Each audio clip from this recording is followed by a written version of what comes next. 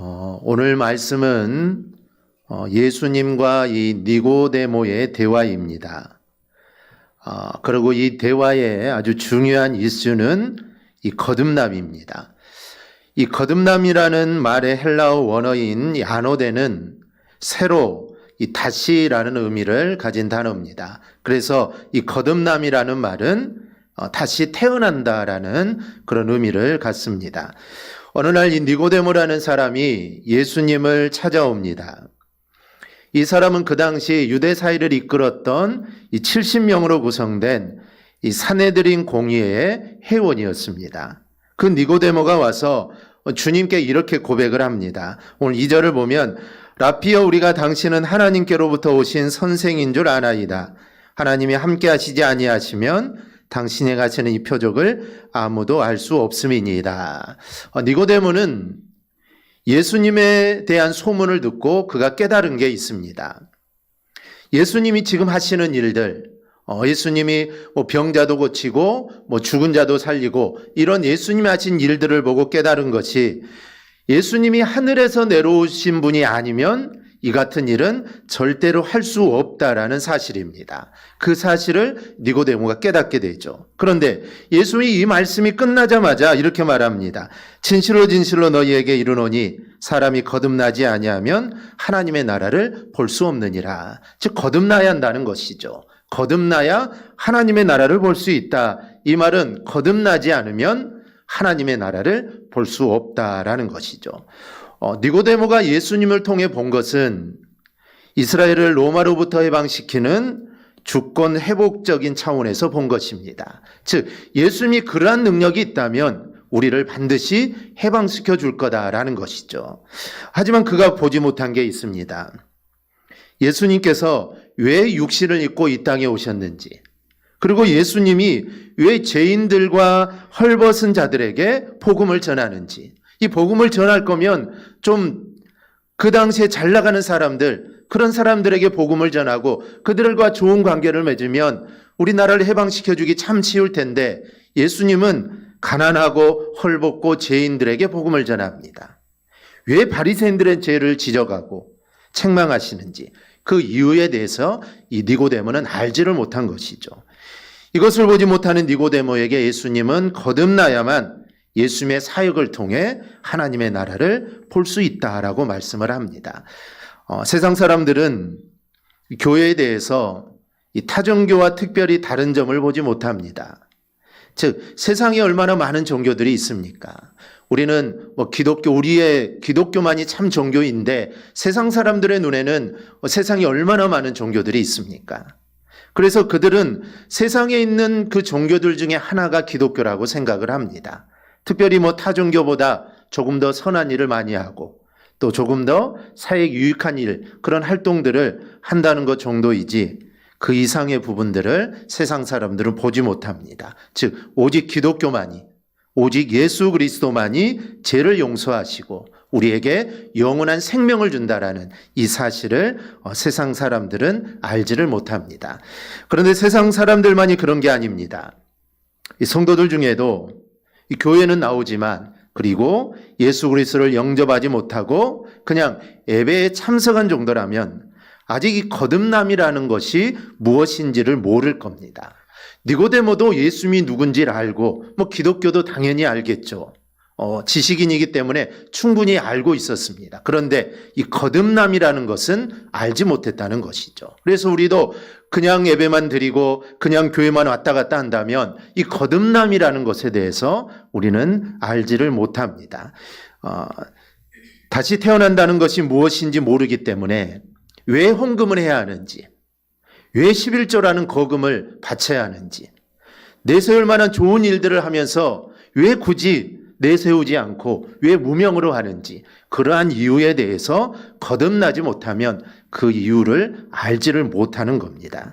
이렇듯 세상 사람들이 거듭나는 게 무엇인지 모르듯이 오늘 니고데모도 그 사실을 몰랐던 겁니다. 니고데모가 사람이 어떻게 다시 날 수 있습니까? 두 번째, 어머니 모태에 들어갔다가 어떻게 날 수 있습니까? 라고 물었을 때 예수님은 너는 이스라엘의 선생이면서 이러한 일을 알지 못하느냐? 물과 성령으로 나지 아니하면 하나님의 나라에 들어갈 수 없다라고 말씀을 합니다. 이 세상에 태어난 모든 인생은 죄 때문에 결국 그 생명은 지옥으로 가게 되어 있습니다. 아무리 이 땅에서 선한 일을 많이 하고 아무리 착하게 살았어도 모두 다 한 사람 빠짐없이 모두 다 지옥으로 가는 겁니다. 즉 육신으로 태어난 인간은 아무리 선한 일을 많이 한다고 해도 영적인 모습으로 절대로 바뀌지 않기 때문입니다. 거듭나야만 새로운 삶을 살 수 있다는 것을 죄인인 인간들이 이걸 어떻게 깨달을 수 있겠습니까? 그런데 하나님은 이 거듭난 사람만이 갈 수 있는 세계가 있다라는 사실을 알게 하시려고 이 자연을 통해서도 이 거듭남의 비밀을 알려주십니다. 우리가 곤충을 보면 알 수 있는데 알로 태어났다가 군뱅이가 됩니다. 이 군뱅이는 군뱅이로 살다 죽고 끝나지 않죠. 군뱅이고 살다 죽을 때쯤 되면 죽지 않고 번데기가 되는데 군뱅이가 번데기가 되는 것은 다시 태어나기 위한 하나의 방법입니다. 군뱅이가 화려하게 다시 태어나려면 번데기 상태로 어떤 거는 몇 달, 또 어떤 거는 몇 년 동안 있어야 됩니다. 이 번데기 상태로 있는 것은 유충이 성충으로 거듭나기 위한 방법이죠. 이렇게 거듭나게 되면 과거 군뱅이로서의 삶은 180도가 달라집니다. 군뱅이가 거듭나게 되면 아름다운 나비도 되고 또 잠자리도 되고 매미도 되어서 정말 자기가 세상 이 모든 것들이 자기인 것처럼 세상을 마음대로 훨훨 날 수 있는 그런 존재가 됩니다. 그런데 거듭나지 않으면 어떻게 될까요? 거듭나지 않는 군뱅이는 평생 화장실이나 썩은 생선이나 뒤지는 그런 군뱅이로 사는 것입니다. 화장실 뒤지는 군뱅이가 나비의 화려함을 어떻게 알 수 있겠습니까? 이거는 알 수 없는 것입니다. 거듭나 봐야만, 새로 태어나 봐야만 그 아름다운 세상을 알 수 있는 것이죠. 날짐승도 마찬가지입니다. 이 새들도 알을 낳는데 그 알이 그대로 있으면 이거는 죽은 것과 마찬가지입니다. 알이 거듭나는 방법은 한 가지뿐이죠. 따뜻한 어미 품에 일정 기간 동안 안겨 있어야 합니다. 그래야만 이제 알에서 부화되어 새로운 삶을 살 수 있는 것이죠. 오늘 말씀을 통해 우리가 알아야 할 것은 자연과 생물들의 변화가 보여주는 것은 우리 인간도 거듭나야 한다는 사실입니다. 하찮은 동물들, 하찮은 곤충도 정말 그렇게 거듭나서 새로운 삶을 사는데 만물의 영장인 우리 인간도 영혼이 있는 우리 인간도 반드시 거듭나야 된다라는 것을 보여주는 겁니다. 본문 6절에 보면 육으로 난 것은 육이요 영으로 난 것은 영이라고 했는데 인간이 비록 만물의 영장이긴 하지만 사람이 어머니에게서 태어난 그대로 있으면 사람은 짐승과 똑같습니다. 한번 태어난 사람을 분류할 때 동물로 분류를 하죠. 그래서 인류학자들은 인간을 동물로 분류를 합니다. 그래서 인간은 사회적 동물이라고 말을 하죠. 실제로 동물은 아니지만 동물과 다를 바가 없습니다. 어쩌면 사람은 동물마도 더 못합니다. 이 동물들이야 영혼이 없기 때문에 죽으면 그냥 흙으로 돌아가지만 인간은 죽음으로 끝나는 게 아니죠. 영혼이 있기 때문에 지옥으로 가기 때문에 어찌 보면은 짐승만도 못한 겁니다. 이 짐승과 같은 인간이 진정한 인간이 되려면 거듭나야 합니다. 보통 어린 시절의 생각을 우리가 생각해 보면 어린 시절의 생각을 버리고 성숙해지면 철이 들었다라고 말을 합니다. 그래서 남자는 군대를 갔다 오면 갔다 와야 철든다 하고 여자는 시집을 가야 철이 든다라고 하죠. 그 말은 사람이 되어간다라는 말씀이죠. 그러나 이것은 절대로 거듭남이 아닙니다. 성경이 말하는 거듭남이라는 것은 이제 내가 철이 좀 들었다 이것을 거듭남이라고 말하지 않습니다. 주님은 물과 성령으로 거듭나지 않으면 하나님의 나라에 들어갈 수 없다라고 말씀을 합니다.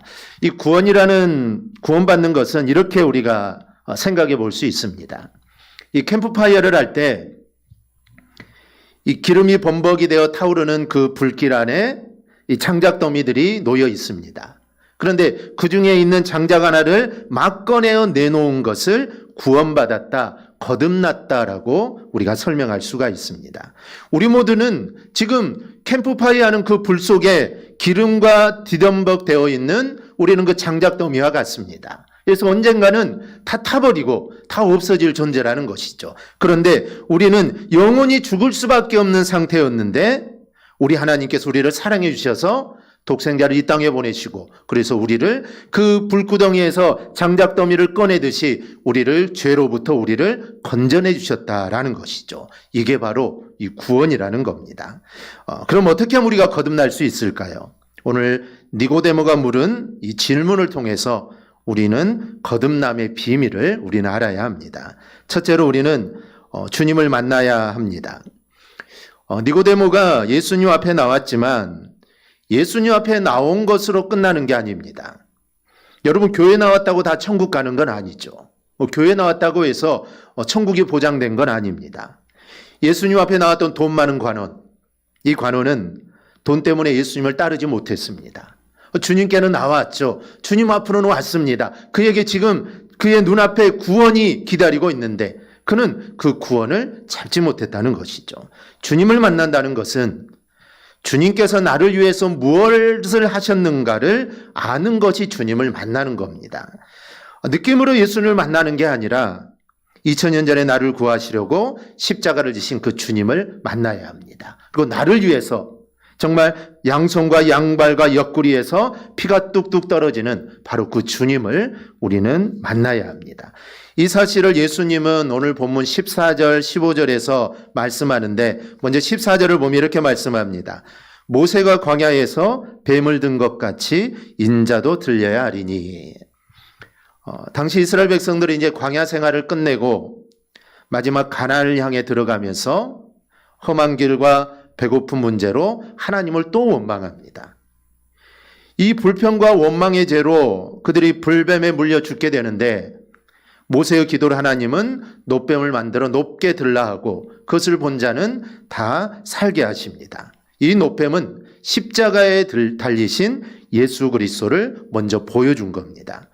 구약의 이스라엘 백성들이 장대에 달린 그 놋뱀을 보고 살 수 있었듯이 오늘 우리도 죄와 사망에서 영원한 생명을 얻으려면 십자가에 달리신 예수를 바라보고 믿어야만 우리가 살 수 있음을 믿습니다. 이게 바로 거듭나게 하는 방법입니다. 그래서 15절에 이는 그를 믿는 자마다 영생을 얻게 하려 하심이라. 이게 결론입니다. 우리가 잘 아는 요한복음 3장 16절도 마찬가지입니다. 하나님이 세상을 이처럼 사랑하사 독생자를 주셨으니 이는 그를 믿는 자마다 멸망치 않고 영생을 얻게 하려 하심이라. 이게 성경의 결론입니다. 성경의 결론은 우리가 구원받고 영생을 얻게 하는 것이 바로 예수님이 오신 이유고 하나님이 예수님을 보내신 이유이고 우리가 예수님을 믿는 이유이기도 합니다. 그런데 그 주님은 지금도 우리를 부르십니다. 요한계시록 3장 20절을 보면 볼지어다 내가 문 밖에 서서 두드리노니 누구든지 내 음성을 듣고 문을 열면 내가 그에게로 들어가 그로 더불어 먹고 그는 나로 더불어 먹으리라. 주님은 지금도 우리의 마음의 문을 두드리고 계신 줄로 믿습니다. 예수님이 문 앞에 서서 두드리는 그 성화를 보면 그 문에는 문고리가 없습니다. 문고리가 없죠. 즉, 그 문에 문고리가 없는 것은 문을 열 수 있는 것은 안에서 열 수 있다는 것입니다. 예수님 밖에서 두드리고 계시죠. 문고리가 있으면 두드리고 예수님이 열고 들어오시겠지만 그 성화에는 문고리가 없습니다. 즉 예수님은 밖에서 지금도 우리의 마음의 문을 계속 두드리고 계신다는 것이죠. 즉 나를 좀 들어가게 해달라는 것입니다. 내가 들어가 너희와 함께 먹고 즐기고 구원의 기쁨을 내가 너희에게 주겠다라는 것이죠. 그러니 문을 열고 나를 맞아들이라라는 것이죠. 우리는 그 주님의 음성에 우리는 응답하고 주님을 받아들여야 합니다. 그러면 우리는 영생을 얻게 되는 것입니다. 여러분, 아무리 많은 돈도 지나고 나면 아무것도 남지 않습니다. 나는 새도 떨어뜨린다는 그런 권력. 그게 정말 그 당시에는 절대 권력 같지만 이거는 한순간입니다. 우리가 지나간 역사를 보면 우리가 다 깨닫지 않습니까? 그 당시에 그 권력이면 정말 새도 떨어뜨릴 것 같았지만 세월이 흐르니 그 권력이 아무 쓸데가 없습니다. 니고데모가 그런 기대를 가지고 살았습니다. 그런데 실망뿐이었죠. 그러다가 주님을 발견하게 됩니다. 주님이 하시는 사역 표적을 보면서 저분이 하늘에서 오신 분임을 그제서야 알게 되죠. 지금 우리에게 필요한 것도 이것입니다. 우리가 많은 예배에 참여하고 우리가 주님을 만나지만 그래도 우리는 예배 때마다 새롭게 태어나자, 내가 다시 태어나자, 내가 주님을 만나자라는 그런 마음들을 우리는 가져야 합니다. 우리가 신앙생활을 하면서도 주님을 만나지 못한 채 종교적인 신앙생활만을 하는 사람들이 더러 있습니다. 그런데 이런 사람은 세상에서 가장 불쌍한 사람입니다. 정말 예수를 내가 교회를 다니면 내가 예배를 드리고 내가 주님을 진정으로 만나서 그 안에서 주님이 주시는 기쁨과 영생의 기쁨을 누려야 되는데 그러지 못하고 그냥 교회만 왔다 갔다 한다면 그게 얼마나 불쌍한 사람이겠습니까? 우리 모두에게는 그런 사람이 없기를 바랍니다. 그러기 위해서는 우리가 주님을 만나야 합니다. 거듭나지 못한 채 아무리 종교적인 생활을 열심히 해도 천국에 들어갈 수 없기 때문입니다. 주님은 이 사실을 분명히 말씀합니다. 마태복음 7장을 보면 그날에 많은 사람이 나더러 이르되 주여 주여 우리가 주의 이름으로 선지자 노릇하며 주의 이름으로 귀신을 쫓아내며 주의 이름으로 많은 권능을 행하지 아니하였나이까 하리니 그때 내가 그들에게 밝히 말하되 내가 너희를 도무지 알지 못하니 불법을 행하는 자들아 내게서 떠나가라 하니라. 아주 무서운 말씀이죠. 주님을 보기는 했지만 인격적인 만남이 없었기 때문에 주님의 마음도 주님의 뜻도 알지 못하는 겁니다. 그러니 자신의 행위를 많은 사람들에게 그들은 보이려고 했고 그리고 자신의 이름을 드러내기 위해서 예수님의 이름으로 귀신을 쫓아냈다는 것이죠. 그리고 그것을 동네방네 다니면서 나팔을 불고 다녔던 겁니다. 내가 바로 이런 사람이다라는 것이죠. 그런데 주님은 그런 사람들에게 나는 너희를 모른다라는 것입니다. 주님이 모르면 어떻게 천국에 들어갈 수 있겠습니까? 그러니 이 얼마나 무서운 말씀입니까? 종교적 행위를 통해서 인생의 의미를 찾았을 뿐이지 하나님의 영광을 드러내기 위하여 했던 일들이 아니었던 것이죠. 주님을 만나지 못한 채 우리는 종교적인 열심에 빠져 있는 사람들이 되어서는 절대로 안 됩니다. 그래서 우리는 거듭나야 하고 우리는 주님을 만나야 합니다. 그렇게 될 때 내가 하는 모든 일을 통해 하나님의 영광이 드러나게 되고 내가 하는 일을 통해 하나님의 일을 하게 되는 것입니다. 예수님을 만나 거듭난 삶을 살았던 대표적인 사람이 있습니다. 예수님이 두로와 시돈 지방을 지날 때 한 가나안 여인이 자기 딸을 살려달라고 예수님께 소리를 칩니다.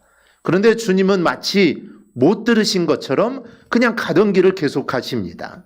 그런데 너무나 시끄럽게 하니까 제자들이 주님한테 좀 어떻게 주님 너무 시끄러우니까 좀 어떻게 좀 해보십시오 라고 말씀을 하죠. 그러자 주님은 자녀의 떡을 취하여 개에게 던지는 것은 마땅하지 않다라고 하면서 그냥 가던 길을 갑니다. 그런데 이 여인의 대답이 걸작이죠. 주여 옳소이다. 하지만 개들도 제 주인의 상에서 떨어지는 부스러기를 먹나이다. 이 여인은 자신이 거듭나지 못한 자이며 육에 속한 자임을 그는 분명히 알았습니다. 그래서 이 여인은 주님을 통하여 거듭나고자 했던 것이죠.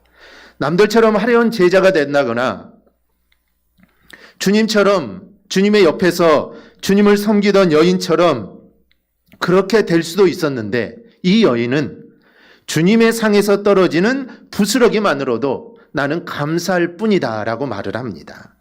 우리는 이러한 은혜를 구하는 자가 되어야 합니다. 즉 하나님의 은혜가 있으면 하나님의 은혜가 뭐 크든 작든 그건 모두 다 하나님의 은혜가 아닙니까? 그래서 하나님의 은혜가 나에게만 있으면 된다. 그 은혜가 나에게 있으면 내가 거듭나고 내가 하나님의 영광을 유하고 내 안에 있는 모든 것들이 해결되는 그런 역사가 일어날 수 있다라는 그런 마음을 가지고 우리는 살아야 합니다. 그래서 우리는 늘 주님을 만나는 삶을 살아야 합니다. 주님을 만나는 것은 한 번으로 끝나는 게 아니죠. 거듭난다는 것은 한 번으로 끝나는 것이지만 내가 거듭났다고 해서 이제 나는 주님은 필요 없어가 아닙니다. 우리는 매 때마다 매 시간마다 내가 오늘 주님을 만나야겠다, 주님을 꼭 만나야겠다라는 그런 마음으로 우리는 살아가야 합니다. 이 거듭날 수 있는 두 번째 비밀은 죄인임을 고백하고 회개하는 겁니다. 이 여인이 주님을 감동시킨 것은 자신이 죄인임을 깨닫고 주님께 엎드린 겁니다. 그러나 어디 죄인이 이 여인뿐입니까? 이방인만 괴와 같은 인생입니까? 사실은 모든 인간이 괴와 같은 비참한 인생입니다. 그런데 이 사실을 모르고 있고 인정하지 않는 게 문제라는 것이죠. 누구든지 이 여인처럼 개 되지만도 못한 죄인이라는 사실을 인정하고 주님 앞에 엎드린다면 여러분 누구나 구원받을 수 있습니다. 거듭남이라는 말은 회개와 같은 말입니다. 때문에 거듭남을 경험한 사람들은 모두 다 열심히 자신의 죄를 회개했던 사람들입니다. 회개는 두 가지가 있습니다. 하나는 불신자가 주님을 믿기로 결심하고 교회에 나오는 것, 그리고 건달이나 이 사기꾼들이 나쁜 습관을 버리고 교회에 나오는 것을 회개라고 합니다. 또 하나는 불신자가 아니라 이미 교회에 나오고 있는 사람이 하나님을 만남으로 인해 자신의 잘못된 부분을 알고 그것을 깨트리고 변화되는 삶을 사는 것, 이게 바로 또한 회개입니다. 길을 잃은 한 마리의 양이 우리 안에 돌아온 것만이 아니라 이미 우리 안에 있는 99마리의 양이 고집불통이 깨어져서 겸손한 마음으로 주님께 돌아오는 것을 주님은 회개다라고 하십니다. 오늘 이 시간 우리가 기도해야 할 것은 집을 나간 동생이 아니라 집 안에 있는 형의 모습입니다. 집에 있으면서 마음속에 이기심이 가득하고 질투가 가득한 그런 모습들이 우리는 변화가 되어야 합니다. 교회 다니면서도 주님 뜻대로 살지 않고 자기 이익과 자기 자랑만 일삼는 그런 모습들이 우리는 변화되어야 합니다. 이 세상에서의 죄는 무거운 것이 있고 가벼운 것이 있습니다. 사람의 다리를 부러뜨린 것과 사람을 죽인 것과는 분명한 형량의 차이가 있습니다. 다리를 부러뜨린 사람과 살인한 자를 똑같이 형량을 내리면 이건 안 되는 것이죠. 어떤 죄는 가볍게 타일러 보내기도 하지만 어떤 죄는 사형에 처하기도 합니다. 그런데 성경은 다릅니다. 성경은 회개하지 않으면 모두 다 망한다라고 말을 합니다. 생사의 결정적인 열쇠는 회개의 여부에 달려 있습니다. 그런데 이 거듭난다는 것은 하나님의 혈통을 계승하는 일이기 때문에 인간의 노력으로는 이게 불가능합니다. 야곱이 팥죽 한 그릇으로 장자의 명분을 샀죠. 하지만 본질은 그것이 아닙니다. 팥죽 한 그릇으로 장자의 그 고난을 샀다고 해서 자기가 장자가 되는 걸까요? 아닙니다. 만약에 그랬다면, 만약에 형에게 팥죽을 주고 장자권을 내가 사서 내가 장자가 됐다면 그는 아버지에게 가지 않았을 겁니다.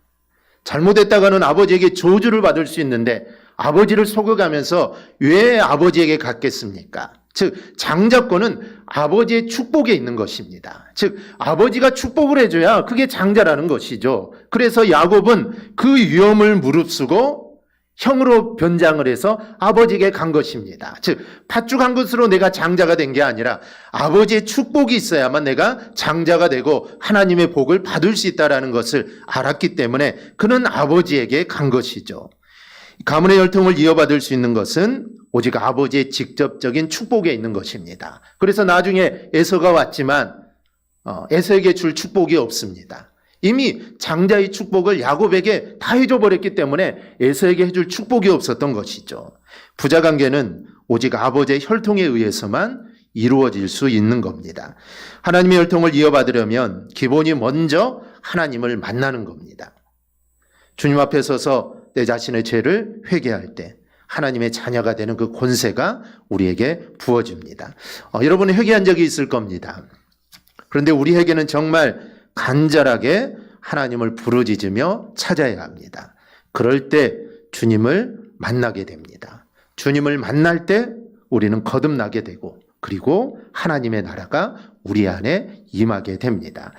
여러분 마음속에 회개하고자 하는 마음이 있을 때 우리는 그것을 절대로 억눌러서는 안 됩니다.